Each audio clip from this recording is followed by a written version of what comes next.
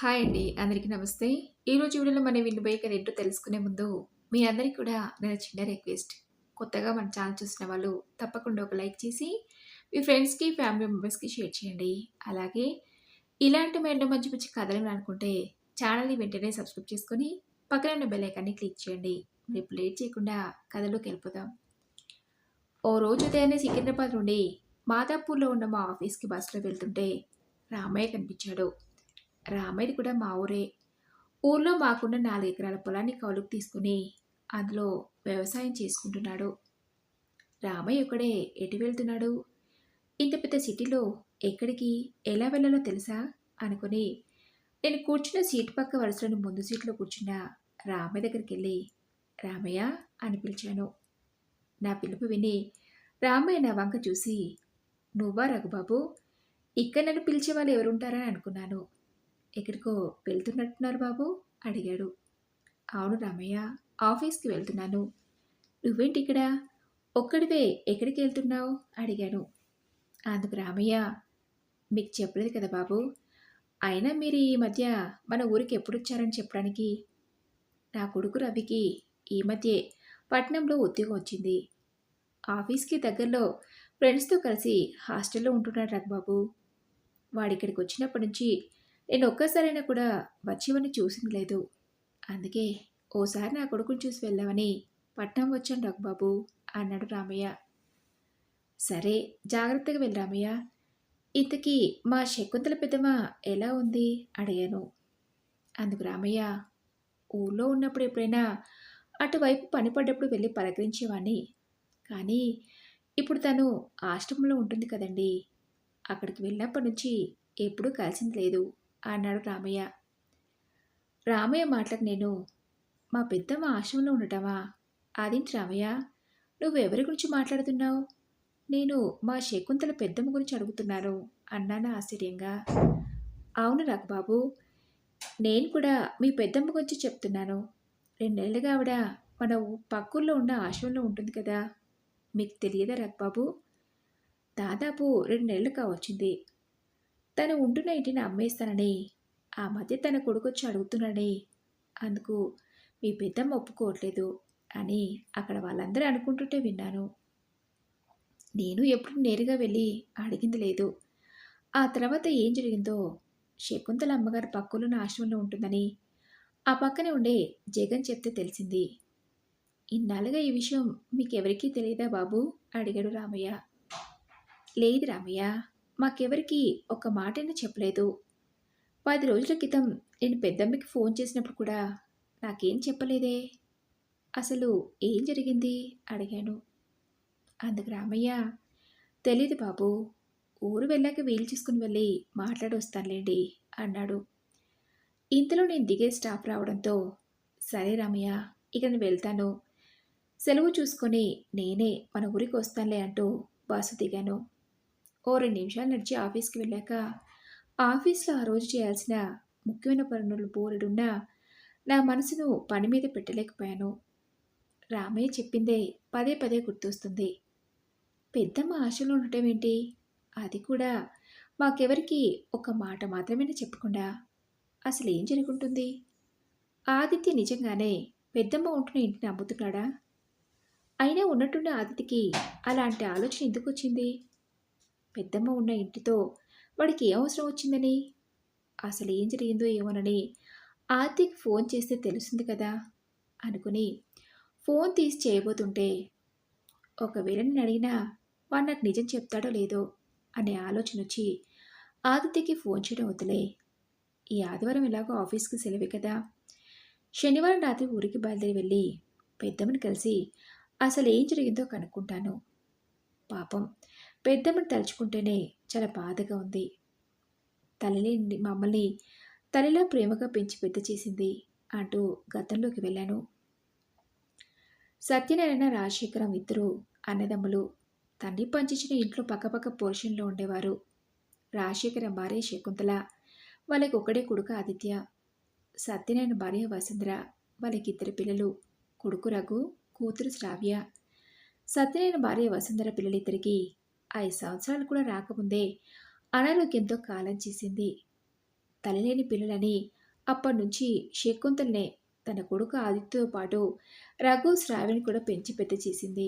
సత్యనారాయణ రాజశేఖరం ఇద్దరూ వ్యవసాయం చేసుకుంటూ కుటుంబాన్ని పోషించుకునేవారు. అన్నదమ్ముల పిల్లలందరూ హై స్కూల్ వరకు అదే ఊర్లో చదువుకుని పై చదువులకి వేరే ఊర్లకు వెళ్ళారు. పండగలకు సెలవులకి ఊరికి వచ్చిన రఘు శ్రావ్యలు ఎక్కువగా శకుంతలతోనే గడిపేవారు. తమ పెద్దమ్మ వాళ్ళ మీద చూపించే ప్రేమకి వాళ్ళ కన్నతల్లి లేదని భావన వాళ్ళకి ఎప్పుడూ కలిగేది కాదు. అలా కాలం గడిచి పిల్లలందరి చదువులు పూర్తయి ఉద్యోగాలు వచ్చాయి. తమ కొడుకు ఆదితో పాటు రఘు శ్రావ్యలు కూడా మంచి సంబంధాలు చూసి పెళ్లి జరిపించారు శకుంతల సత్యనారాయణ దంపతులు. సత్యనారాయణ కొడుకు ఆదిత్య తమ పక్కూలోని బ్యాంకులో పనిచేసేవాడు. రఘు ఉద్యోగరీత్యా హైదరాబాద్లో స్థిరపడ్డాడు. పిల్లలంతా వెళ్ళిపోయాక సత్యనారాయణ శకుంతల మరోవైపు రాజశేఖర్ వాళ్ళ ఊళ్ళోనే వ్యవసాయం చేసుకుంటూ ఉండేవారు.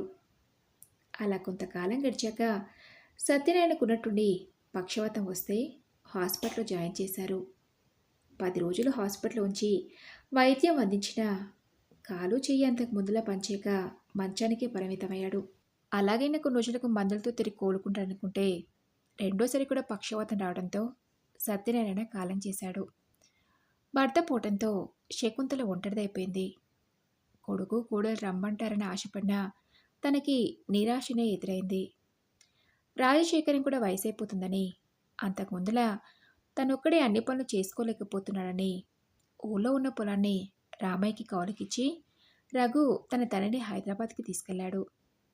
ఇంతలో రఘుకి తన ఫోన్ పోయిన శబ్దం వినవడంతో ఉలిక్కిపడి గద్ద నుండి తేరుకొని ఫోన్ తీసి చూశాడు. నాన్న దగ్గర నుండి ఫోన్.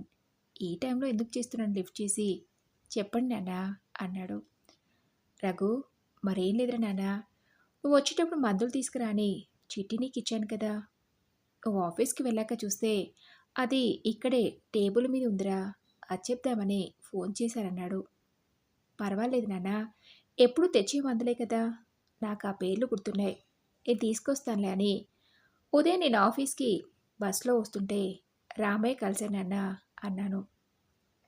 అందుకు అందుకు నాన్న మన రామేనా అడిగాడు. అవునానా, మన ఊళ్ళో ఉండే రామేనే అన్నాను. అందుకు నాన్న రామయ్యకి పట్టణంలో ఏంటంటే పని అడిగాడు.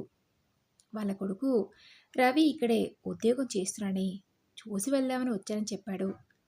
అన్నట్టు నాన్న మీకు ఇంకో విషయం చెప్పాలి అన్నాను. ఏంట్రా అది అడిగాడు.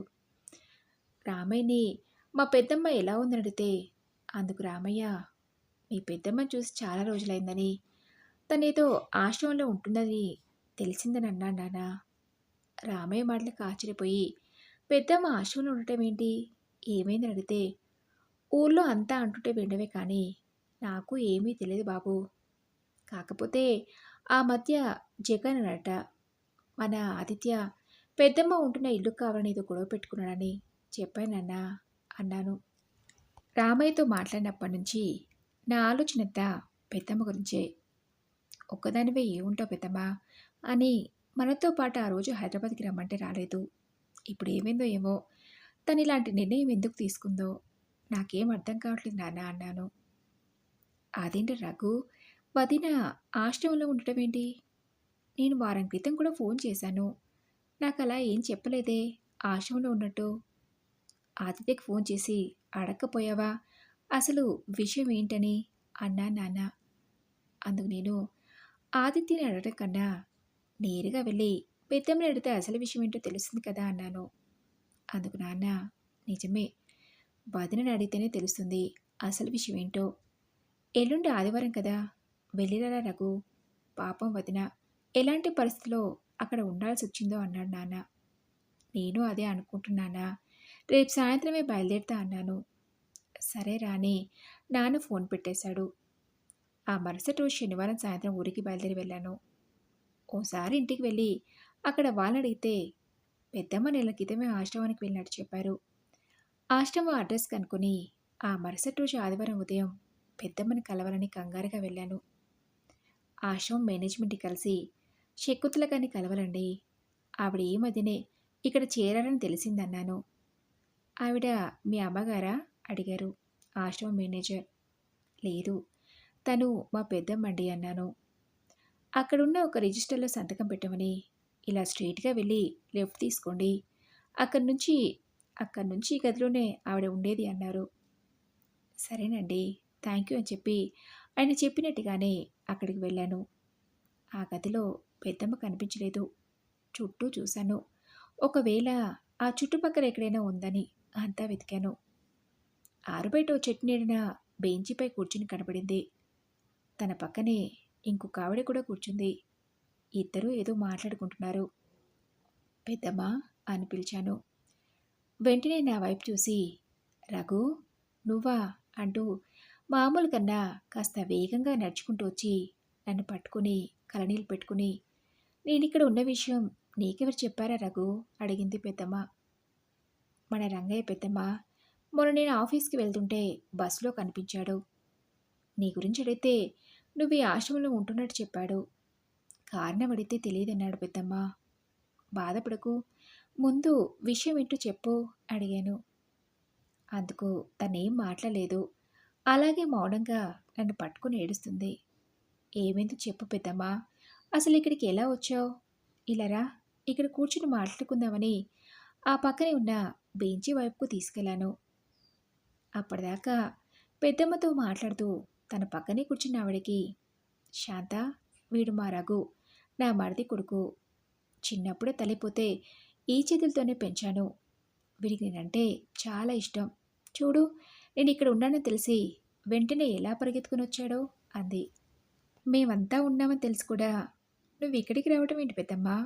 కనీసం మాకెవరికి ఒక మాటని చెప్పకుండా అసలు ఏం జరిగింది అడిగాను. అందుకు పెద్దమ్మ, ఓ రోజు ఆదిత్య వాడి భార్య మాధవి వచ్చి నేను ఉంటున్న ఇంటిని అమ్మేస్తున్నామని నన్ను వాళ్ళతో వచ్చేవని అడిగారు. అందుకు నేను బతికుండగా ఈ ఇంటిని వదిలి ఎక్కడికి రాను.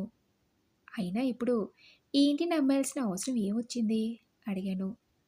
అందుకు ఆదిత్య వాడు ఉద్యోగం చేసే ఊర్లో ఫ్లాట్ కొనుక్కుంటున్నాని, అందుకు డబ్బు అవసరం పడి నేను ఉంటున్న ఇంటిని అమ్మాయిలని నిర్ణయించుకున్నాడట.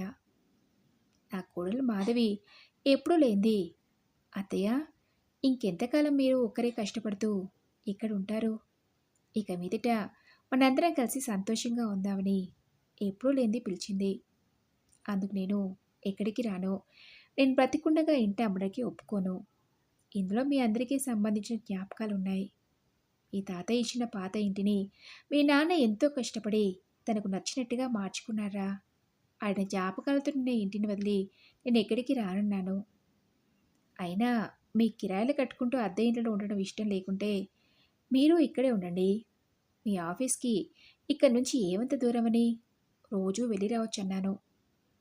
అందుకు నా కోడలు మాధవి, అర్థం చేసుకోండి అత్తయ్య, మేమంతా ఇక్కడ ఉండటం అంటే కుదరదు. పిల్లల స్కూల్కి ఆయన ఆఫీస్కి కూడా చాలా దూరం. రోజూ ఇక్కడి నుంచి వెళ్ళాలంటే కష్టం. మీరే వచ్చి మాతో ఉండండి అంది మాధవి ప్రేమగా. మాధవి పైకలా అంటున్నా తన స్వార్థబుద్ధి ఏంటో నాకు బాగా తెలుసు. మీ పెదనాన్న బాగాలేనప్పుడు ఒక్కరోజైనా వాళ్ళు వచ్చి చూసుకున్నది లేదు. ఆయన పట్టుకొని నేను మీ నాన్నే హాస్పిటల్లో ఉన్నాం. ఇంటికొచ్చాక మీ నాన్న ఆరోగ్యం కూడా బాగలేకుంటే నేనొక్కదాన్నే చూసుకున్నాను. ఆదిత్యకి ఎప్పుడైతే పెళ్ళైందో అప్పటినుంచి వారిని కనీసం అమ్మ అని ప్రేమగా పిలవడం కూడా మానేశాడు. ఆదిత్య పెళ్లి కాకముందు ఇంటి నుండి ఆఫీస్కి వెళ్ళొస్తుండేవాడు. పెళ్ళైన తర్వాత మాధవి నేను మీ అమ్మ నాన్నతో కలిసి ఉండనని వాడితో వేరు కాపురం పెట్టించింది.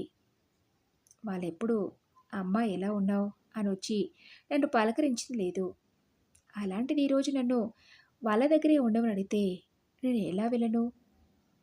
ఉన్న ఇంటిని వదులుకుంటే నా బ్రతుకు రోడ్డున పడుతుందని నేను ఎక్కడికి రాని ఖచ్చితంగా చెప్పాను. అందుకు ఆదిత్య, మర్యాదగా అడిగితే నువ్వెందుకు ఒప్పుకుంటావు?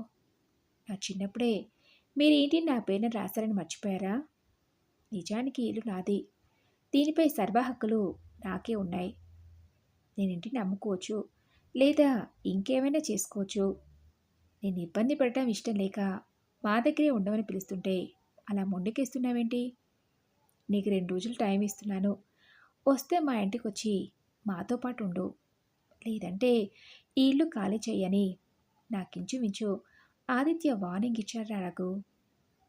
మీ పెదనాన్న ఎన్నోసార్లు అన్నాడు, ఇంటిని ఇప్పుడే వాడి పేరున రాయొద్దని. ఇంత చెప్పినా నేను వినలేదు. వాడు తప్ప మనకి ఇంకెవరున్నారని నేనే పట్టుబట్టి ఇంటిని వాడి పేరున రాయించాను. అదే నేను చేసిన పెద్ద పొరపాటు. వాడిచ్చిన 2 రోజులు బాగా ఆలోచించాను. ఆదిత్య ఇంటికి వెళ్ళడానికి నా మనసు ఒప్పుకోలేదు. అక్కడికెళ్తే నా పరిస్థితి ఎలా ఉంటుందో నేను ఊహించగలను. వాడంతలా చెప్పినా నేను ఒప్పుకోలేదని కోపంతో నన్ను ఎక్కడ ఇంట్లో నుంచి వెళ్ళగొడతాడో ఏమోననే భయంతో వాడికి కూడా చెప్పకుండా ఇక్కడికొచ్చేసాను రఘు అని చెప్పింది పెద్దమ్మ.